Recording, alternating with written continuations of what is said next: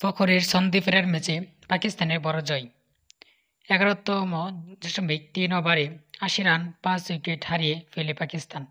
সেখান থেকে স্কোরবোর্ড আর কত তুলতে পারবে এমন হিসাবই শুরু হয়েছিল, কিন্তু দলের প্রয়োজনে ব্যাট হাতে দাঁড়িয়ে যান অনেক দিন ধর ছন্দহীন ফখর জামান।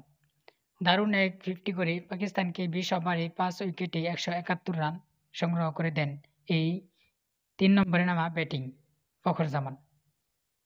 ফখর এই ইনিংসে ভর করেই ত্রিদেশীয় সিরিজের ফাইনালে আগে খেলা শেষ ম্যাচে আজ সংযুক্ত আরব আমিরাতকে ৩১ রানে হারিয়েছে পাকিস্তান।